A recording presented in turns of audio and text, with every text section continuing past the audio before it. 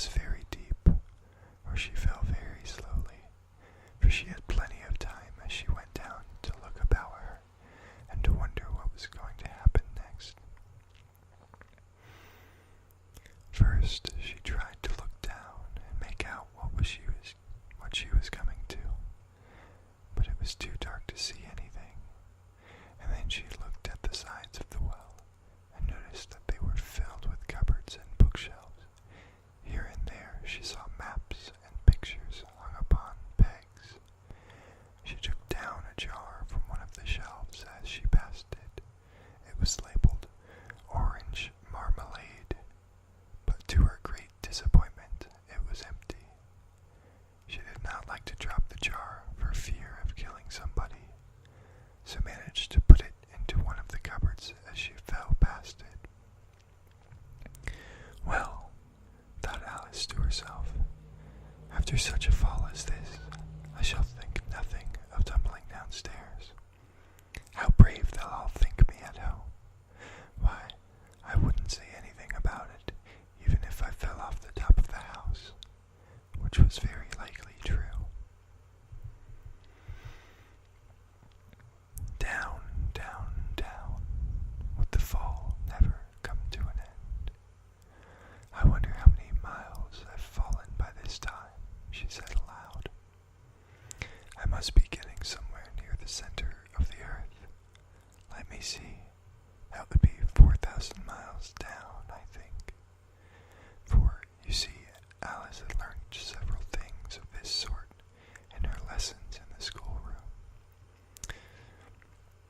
And though this was not a very good opportunity for showing off her knowledge, as there was no one to listen to her, still, it was good practice to say it over. Yes, that's about the right distance, but then I wonder what latitude or longitude I've got to. Alice had no idea what latitude was, or longitude either, but thought they were nice, grand words to say. Presently she began again. I wonder if I shall fall right through the earth. How funny it'll seem to come out among the people that walk with their heads downward, the antipathies, I think. She was rather glad there was no one listening this time, as it didn't sound at all the right word. But I shall have to ask them what the name of the country is, you know. Please, ma'am, is this New Zealand or Australia? And she tried to curtsy as she spoke. Fancy curtsying as you're falling through the air. Do you think you could manage it? And one ignorant little girl shall thank me for asking. No, it'll never do to ask. Perhaps I shall see it written up somewhere. Down, down, down. There was nothing else to do, so Alice soon began talking again. Dinah'll miss me very much tonight, I should think. Dinah was the cat. I hope they'll remember her saucer of milk at tea time. Dinah, my dear, I wish you were down here with me. There are no mice in the air, I'm afraid, but you might catch a bat, and that's very like a mouse, you know. But do cats eat bats, I wonder? And here Alice began to get rather sleepy, and went on saying to herself, in a dreamy sort of way, do cats eat bats? Do cats eat bats? And sometimes, do bats eat cats?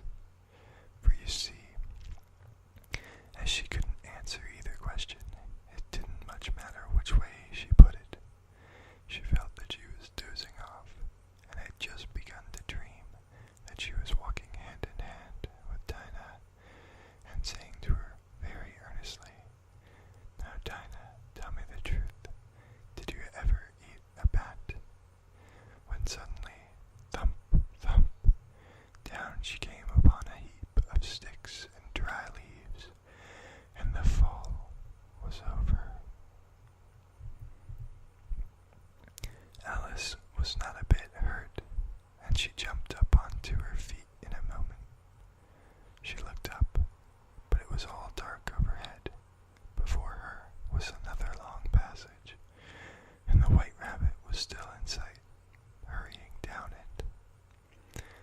was not a moment to be lost. Away went Alice like the wind, and was just in time to hear it say, as it turned a corner, "Oh, my ears and whiskers, how late it's getting." She was close behind it when she turned the corner, but the rabbit was no longer to be seen. She found herself in a long, low hall, which was lit up by a row of lamps hanging from the roof. There were doors all round the hall, but they were all locked, and when Alice had been all the way down one side and up the other, trying every door, she walked sadly down the middle, wondering how she was ever to get out again. Suddenly she came upon a little three-legged table, all made of solid glass. There was nothing on it except a tiny golden key, and Alice's first thought was that it might belong to one of the doors of the hall. But alas, either the locks were too large, or the key was too small. But at any rate, it would not open any of them. However, on the second time round, she came upon a low curtain she had not noticed before, and behind it was a little door about 15 inches high.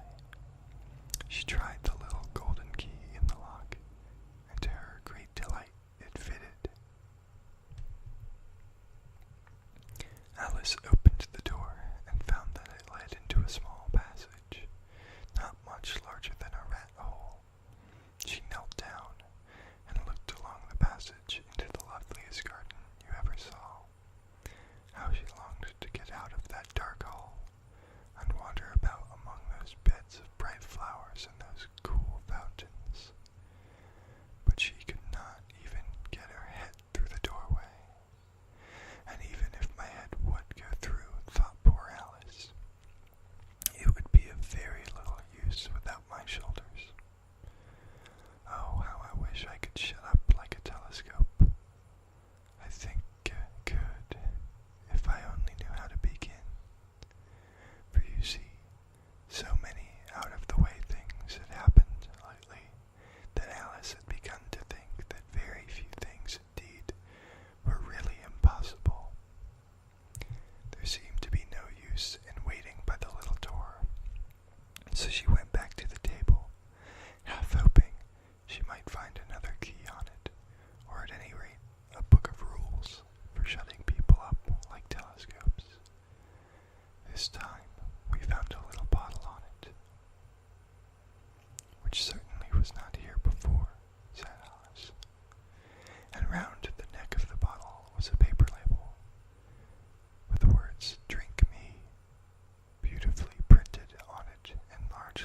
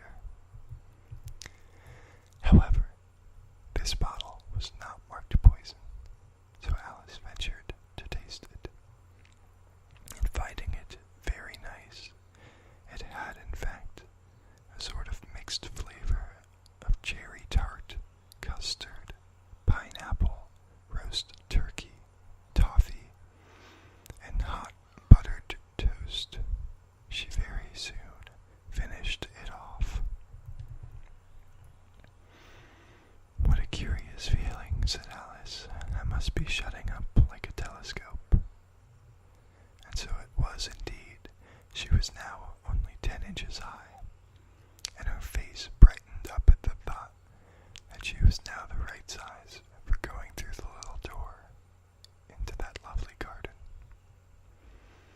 First, however, she waited for a few minutes to see if she was going to shrink any further. She felt a little nervous about this, for it might end, said Alice to herself, in my going out altogether like a candle. I wonder what I should be like then. And she tried to fancy what the flame of a candle is like after the candle is blown out, for she could not remember ever having seen such a thing. After a while, finding that nothing more happened, she decided on going into the garden at once. But alas, for poor Alice, when she got to the door, she found she had forgotten the little golden key, and when she went back to the table for it, she found she could not possibly reach it. She could see it quite plainly through the glass, and she tried her best to climb up one of the legs of the table, but it was too slippery. And when she had tired herself out with trying, the poor little thing sat down and cried. Come, there's no use in crying like that, said Alice to herself rather sharply. I advise you to leave off this minute. She generally gave herself very good advice, though she very seldom followed it, and sometimes she scolded herself so severely as to bring tears into her eyes. And once she remembered trying to box her own ears for having cheated herself in a game of croquet she was playing against herself, for this curious child was very fond of pretending to be two people.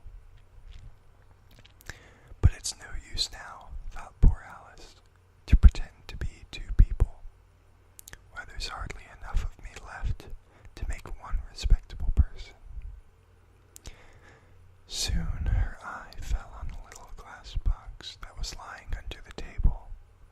She opened it and found in it a very small cake, on which the words "Eat me" were beautifully marked in currants. Well, I'll eat it, said Alice, and if it makes me grow larger, I can reach the key, and if it makes me grow smaller, I can creep under the door. So either way, I'll get into the garden, and I don't care which happens.